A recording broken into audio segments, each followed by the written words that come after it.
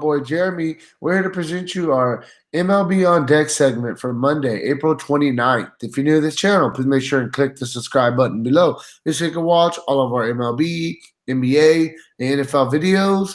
If you haven't came and checked out our website here at dfscheatsheet.com, you're absolutely missing out. We have all the tools to help you compete with the pros day in and day out, including a complete optimizer, tons of content, daily FanDuel, and DraftKings cash lineup. Today, we're truly a one-stop shop for all your DFS needs. So make sure you come check out the site here at dfscheatsheet.com. So, hey, what up, Jeremy? How you doing out there, bro? Yo, what up, man? How you doing? Hey, doing pretty good, bro. Monday, back on the grind, get this week going. Hey, last week I actually had a really good week of DFS last week. Had a bunch of top 20 finishes in GPPs for both MLB and NBA. So made some money last week. I want to look to definitely capitalize this week and keep it going. Cash lines did very, very well as well, MLB and NBA. It was a good week overall for the money team. Ready to jump back at it this week and get it going, bro. Man, I keep playing the bridesmaid, man. That's my frustration. I keep and second in a qualifier, second in a couple of big tournaments over the weekend. I'm not complaining, but I need a takedown, man. I'm tired of second place. Yeah, and I feel the same way. I've been getting super close, so it's like it's gonna happen sooner than later for sure. Especially baseball, it comes down to that one swing. If it goes your way or if it doesn't go your way. You know what? And that is such a good point to bring up, because I'll just go over my second place finish in the qualifier on Saturday, right? So it got out of hand. Like, I was in the lead and then I was down by like 3 points, and I needed, like, really the best case scenario for me to take that down would have been and choose a bat in the ninth inning. He lines out and it kind of ends the inning, right? So I needed 3 points from him to take the lead.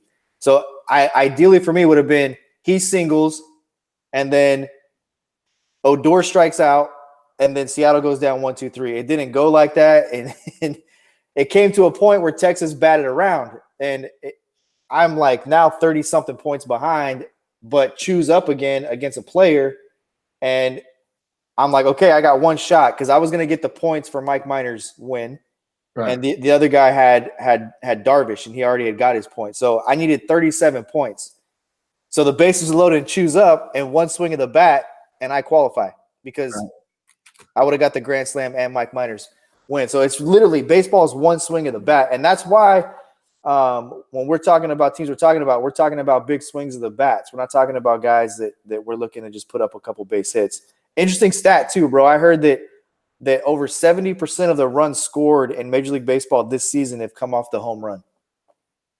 Yeah, but the K rate up is crazy high too. It's like everybody now they're swinging for the fences now. There's no more of the 10 years ago when I first started really watching baseball and stuff. It was all about they don't do you're a baseball player. What is it, bro? Like, for example, you get a guy on first. Small ball. Yes. What is it called? Small ball. Small ball. Yeah, there we go. You get a guy on first, no outs. You bunt him over to second. 10 years ago, the National League had bigger ballparks than the American League did, and that's what the National League played. They played small ball, and the American League played home run ball. And we talked about it the other day with Baltimore on the slate when we like them a lot. Baltimore, Camden Yards, the first one of these new ballparks, and then everybody's kind of then the Giants built one. I know the Giants is no more as a pitcher's park, but ballparks have changed. Another thing that's very interesting.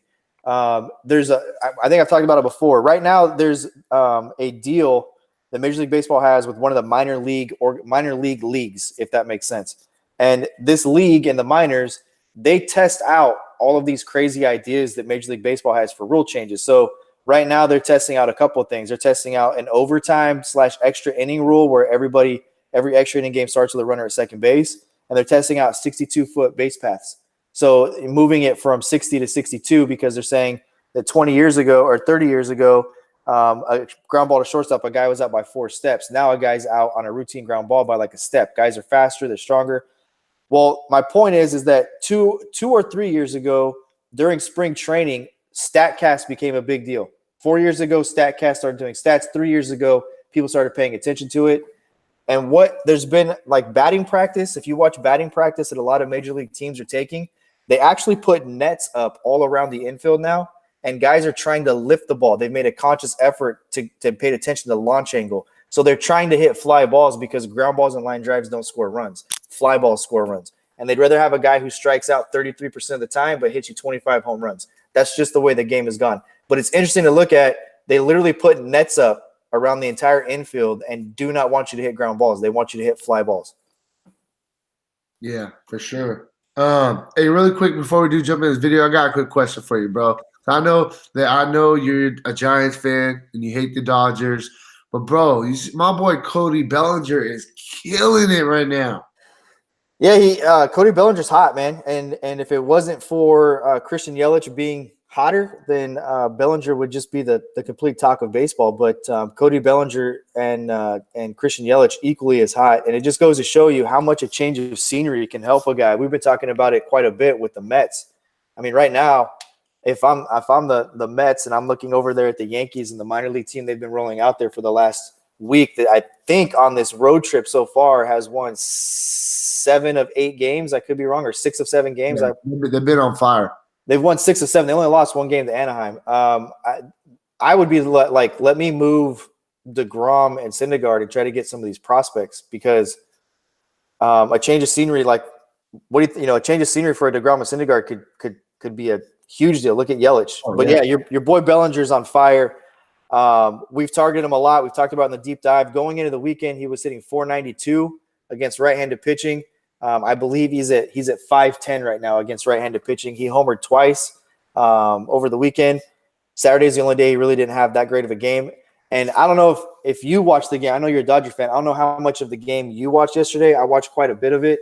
The guy's approach at the plate has completely changed. He's completely changed. There was a spot in that game they had runners at second and third, or first and third. I think it was first and third. And they bring in Liriano, and Liriano just has him look stupid on 2 sliders to start the at-bat. He ends up working at 3-2, shortens up his chokes up on the bat, shortens up his single, right? And singles. Yeah, like just a complete different approach. So I know there's a guy that I think has a really solid approach. He has a 2-strike approach, right? Like, I'm going to look for a pitch I can just hit out of the ballpark until I have 2 strikes, and then I'm going to look for plug and play. I think one of the biggest difference with Bellinger is actually like what you said is, before he was just a guy, he was always like falling out the box, like just trying to pull everything and hit it out. Now he's keeping his head in there, keeping his head down, and just hitting the ball wherever it's at. Go opposite field for a single or go up the middle. Like, he's using all fields. He's not just trying to just pull the ball.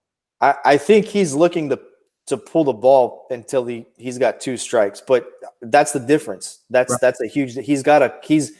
When as a rookie, when he came up, guys were trying to blow fastballs by him. Yeah, he was hit or miss. They're trying to blow fastballs by him. And last year he had a sophomore slump, but you look and see what he's doing so far this year, and clearly he's made a great adjustment. Right. So, hey, man, let's just get into it. Enough talking today. Obviously, at least we're talking. He broke the record, right, for total bases in the first month of the season. Oh, I didn't know that. Yeah, so he has – I know that when they left St. Louis, right, they went home after St. Louis, right? Right. When they left St. Louis, I know he needed 2 bases. He had 85 total bases for the month of April and needed 2 to tie the record. And I think he did that with his first at bat on Friday when he hit a home run. Against Milwaukee, right? No, this Friday against Pittsburgh. Oh, yeah. Okay, I'm sorry. Yeah. No, so they had left Chicago. They left Chicago, right? So when they were in Chicago, he needed in his last at bat. They said he needed two total bases to tie the all-time total bases for the month of April, and he broke it with a home run Friday. Right, for sure. He actually had 2 hits Friday. His first at bat was an absolute seed over the right field fence. Right. So hey, let's just we'll jump in today. As always, we just do this video more as an overview on the day. We don't go too in depth. Just kind of get you some teams we're going to be targeting bat wise, get you a couple pitchers we're going to be targeting. But if you do want a more in-depth analysis and a full breakdown on this slate, We got about 5 or 6 other content pieces that go up every single day, including core plays, stacks article. Jeremy does a deep dive where he gives you in-depth analysis on the people that he's really looking at, and a couple guys that maybe a couple people are looking at, and he explains the reason why he's not on them based on the numbers, etc. Got a value article. We have our crush spot, 5 guys that are just going to absolutely crush today, regardless of price tags. So, hey, a lot of stuff on the site. Check it out, dfscheatsheet.com. And, man, I'm ready to talk some baseball. You ready to go? Let's get it. Cool. I'm gonna start with the bats as always, and and we could just kind of go from there.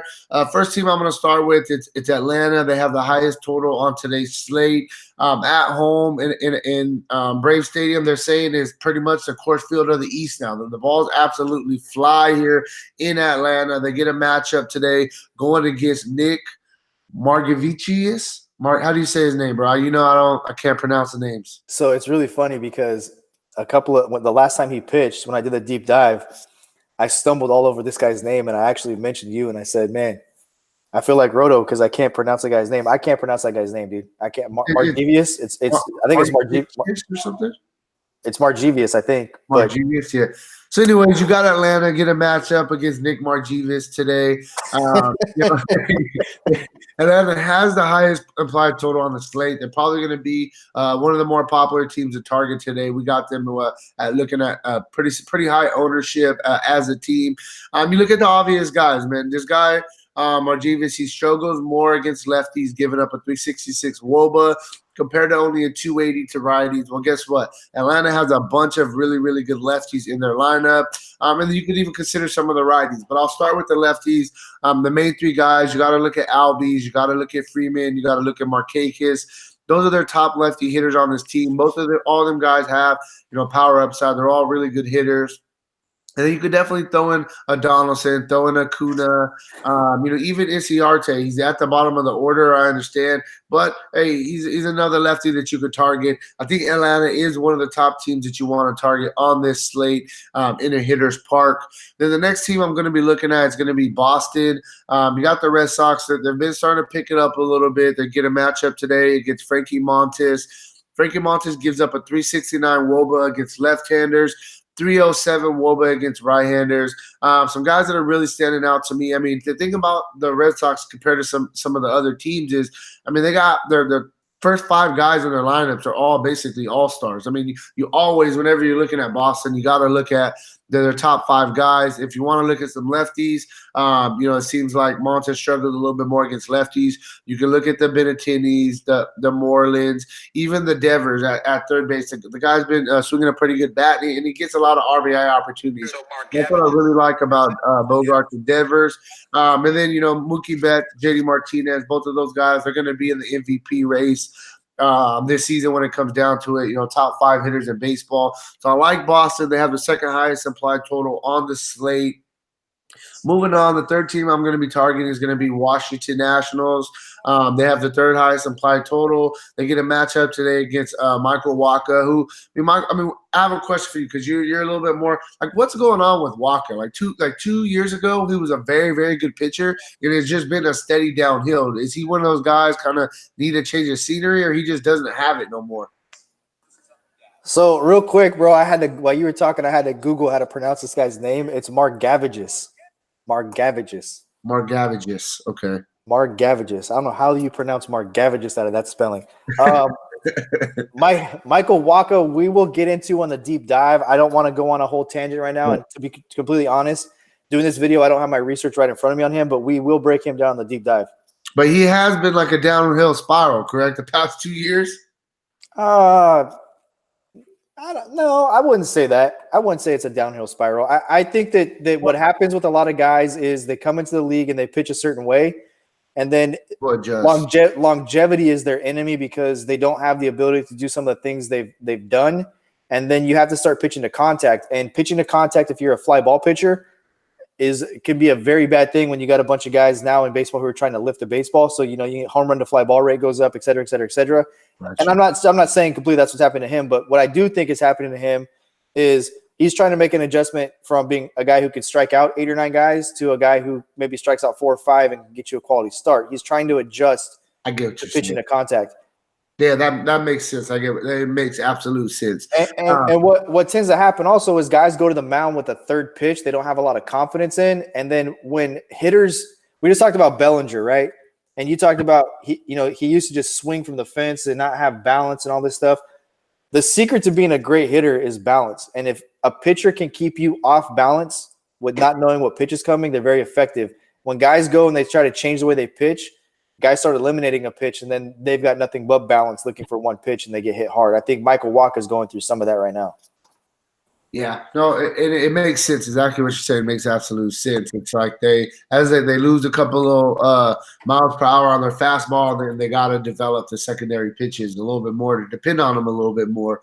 You can look at another great example, and I don't want to get too far off topic, but if you look at what's going on with Noah Syndergaard right now and why he keeps getting hit hard, the guy throws 97, and I watched that game on Saturday because obviously I stacked Milwaukee against him. And what's going on with him is that his pitch mix is very predictable. You can start looking at count situations. The guy has so many 3-2 counts this year. He's struck going into that game. He had 11 strikeouts in a 3-2 count. So he's throwing a lot of pitches. And when a guy's working you full like that, they're able to look fastball and react to something else and keep fouling you off. And I don't care how hard 97 is. These are Major League Baseball players. They could time up a shooting bullet if they had to. If it's flat and it's straight and they know what's coming, you're going to get hit hard. And his problem has been the second time through the lineup. And that's another thing that we look at in the deep dive is sometimes a pitcher's fine for the first time through the lineup. But the second and third time through, Syndergaard, hitters are hitting 240 against him the first time through the lineup. They're hitting 275 the second time through. That's a problem. Right. I get you completely. I like Washington going against Walker today. Like we said, he's struggling a little bit, kind of figure out his new style of pitching. We'll just keep it at that. He's given up a 338 WOBA with the left-handers, 351 WOBA with the right-handers. He's getting hit pretty hard from both sides of the plate right now. Washington has some guys that we could definitely target.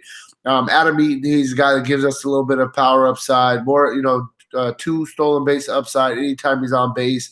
You got to like Eaton in the top of the order. Anthony Rendon batting in that 3-hole. Rendon in his career, small sample size, but he's 3 for 10 with a double and a home run. Juan Soto, this young dude has just been playing very, very well, picking up the slack. I like him. The guy has massive power upside. He's definitely in play. And then just to round it off, I definitely think that if Matt Adams is in the lineup, one thing I want to say about Matt Adams is I've played him 2 times this year. One, he's in the starting lineup, and both times he's went yard for me. So I've been getting him right. This year, I'm not saying necessarily he's going to go yard today, but if he is in the lineup, I think I will have some Matt Adams exposure as well. So it's really the top 6 for me. Brian Dozier's starting to pick it up as well. He's a pretty good price tag. But my main targets, like I said, I'm going to be targeting the lefties. Adams, Soto, Eaton, I think are the main guys that you look at. And that's really where I'm at with Washington. Moving on, next thing we're going to look at, we got Milwaukee at home. Talk about another really good hitters park. Like we mentioned with the Braves, Milwaukee's a really, really good hitters park. The Brewers, they have a stacked lineup, bro. Brewers have a really, really good lineup. They get a matchup today going against Kyle Freeland, a lefty, and they have some lefty mashers. And then, to throw it in there, you got Christian Yelich, who's a lefty, but I don't care about the lefty-lefty matchup right now with Christian Yelich. He's just crushing everybody. It doesn't really matter for him. So, you got to look at the main guys that they have that are hitting lefties. Though Lorenzo, I like Kane, Yelich, and Braun a lot. I think Braun is a very fair price tag. I think he's a really good play. And then Jesus Aguilar, he's definitely hit or miss. But he does have a home run off Freeland in his career. And Freeland, he gives up a 312 WOBA to right-handers compared to only a 268 to lefties. So it's more, I'm just going to stick with the righties. Grandal, his power side is more the left side, so I'm not really interested in him. The 4 guys, keep it simple. It's Cade, Yelich, Braun, Aguilar. I think all those guys are in play in Milwaukee against Freeland. And moving on, final team I'm going to be looking at is going to be Houston. You got the Astros today going against Jake Odorizzi. Odorizzi gives a 329 WOBA to left-handers, 342 WOBA to right-handers. And then Houston is stacked, man. They're a stacked team. You got one through five is going to be in play against any pitcher, any day, basically. Springer, Bregman, Altuve, Brantley, Correa, all those guys are all stars. I mean, it is what it is. That's why it's so tough to really kind of go against this Astro lineup because they have five straight guys in a row that are, for the most part, going to give you quality at bats, and they're going to make it tough on pitchers. So, yeah, I mean, I'm looking at the five main guys. 1 through 5 on Houston, and that's really where I'm at. Did I miss anybody? Did I miss any extra things about any of the teams I talked about bat wise? No, I think it's one of those slates, man, that you really have to put your work in. This is not an easy cake slate. This is where doing what we do pays off because you have to know what you're doing. I will tell you that I was doing a little research over here on the side, looking at my research. Did you mention anything about Oakland and Boston? Are you on any one of those teams? Yeah, I did mention Boston. I like Boston a lot. So just really quick. And let me ask you why. Why do I like Boston? Yeah. Boston, I mean, they're heating up. They're at home. They get a matchup today with Montez. He hasn't. I mean, he's been decent, but he hasn't been, that good of a pitcher. And I like him in this spot. They have the second highest implied total on the slate. I'm going to break down Frankie Montez and this matchup against Boston because I think this is a really good matchup for him in the deep dive. So that's something. But just to get into it, I'm not sure what you mean by he hasn't been a great pitcher. He's put up at least 24 fantasy points each of his last four starts. We take a look and see what Texas just did to Seattle over the weekend and Seattle's pitching staff. Obviously, you get into some bullpen issues when you have a couple games to go deep and you run through bullpen pitchers. Their bullpens have thrown, Seattle's bullpen have thrown a lot of pitches in that series. Mike Leake, maybe not exactly everything that, he maybe a little luckier than what he was, but Texas absolutely shit all over Seattle and their staff. And you look and see what Frankie Montez did against Texas in his last start. I think Montez at 8.2 is a guy that you can get very low owned tonight. I think that Boston could possibly be a trap spot with a high implied run total off a guy and a team that can put up some runs in Oakland. And, who's pitching? Eduardo Rodriguez is a really good pitcher, and he's pitched really well in his last two starts. But Boston hasn't exactly blown up anybody this year they haven't done what they did last year by putting up 7-8 runs in 5 or 6 consecutive games. I get what you're saying completely. That's fair. We don't know if JD Martinez is going to be in that lineup. JD Martinez not in the lineup yesterday. He's dealing with a bit of a hip issue. And it doesn't sound like with the interview with Alex Cora that they're willing to push JD Martinez right now and turn that into something much bigger than just a little hip pain. So we don't know if he'll be in that lineup today or not. I think that this is a spot where Frankie Montez could get you a quality start. I just do strike out 4, 5, 6 guys. There's some strikeouts in that lineup as well. So you talked about like Rodriguez pitching pretty well also. So you think this possibly could be a little bit of a pitcher's duel a little bit? We have to wait and see. One thing that I don't know how much people weigh, but it's very important to see what type of lineup gets rolled out against a pitcher. You know what I mean? Oakland's got some right-handed power in this lineup to roll out against Eduardo Rodriguez. So it's an interesting spot. It's something we're going to break down the deep dive. I think Patrick Corbin is in another interesting spot as well. He's pitched decently well. And then we did a complete breakdown on John Means for his last outing, and the Chicago White Sox were a chalky team that night with a high implied run total, and we actually recommended going on the other side of it with Means, and that paid off pretty well. Yeah, for sure. Pitching-wise, is there a couple pitchers that are really standing out to you? Is there a clear-cut kind of cash game pitcher? I mean, how are you kind of just looking at pitchers so far? I really think that consideration has to go to Kenta Maeda pitching against the Giants. The Giants not playing good baseball. I believe they were just swept by the Yankees. There's some strikeouts to be had in that. It's the last game on the slate, and people tend to avoid this spot just because they want to see their players play. The last games tend to have lower ownership. As a stack, and this is what we talked about this before. As a stack, I think people are going to see Jeff Samardzija, and they're going to think, I want to stack the Dodgers against Jeff Samardzija. Well, I don't have a problem with that, but what tends to happen is when you're stacked, and I've seen it a little more this year, but people tend to forget that you can actually put 5 people from one team in your lineup on FanDuel. You can put 4 position players in the pitcher. The rule on FanDuel is you have to have 3 teams in your lineup. So most people get a 4x4 stack and then the pitchers from a different team. So, are you willing to stack 3 players from another team with the Dodgers to get Kenta Maeda as a part of it? A lot of people won't go that far into it. I think Maeda is a guy that deserves consideration because of who he's pitching against, and I think that he could be a lower owned option, has all kinds of strikeout upside. One thing we know is Dave Roberts has had a tendency to pull this guy after 5 innings or in the 5th inning because of pitch count, but we have not seen him do that with him this year. He's let Maeda pitch. He's let him pitch into the 6th. He let him pitch into the 7th. So, this is a guy at 9,700. This guy's a solid number 2 starter on any staff in baseball, and on some he could be a number 1. So I think Maeda deserves consideration. Justin Verlander, I think people are going to look to fade this spot a little bit because of the fact that Minnesota's hot. But, he just pitched against Minnesota and pitched decently well against them. So it's a lot to spin for Verlander, but, Verlander definitely has consideration as well. We've broken Verlander down many times on the deep dive. We've recommended going, stacking against him, and then we've also recommended him. So, I really think you look at Verlander, you look at Maeda, you look at Eduardo Rodriguez.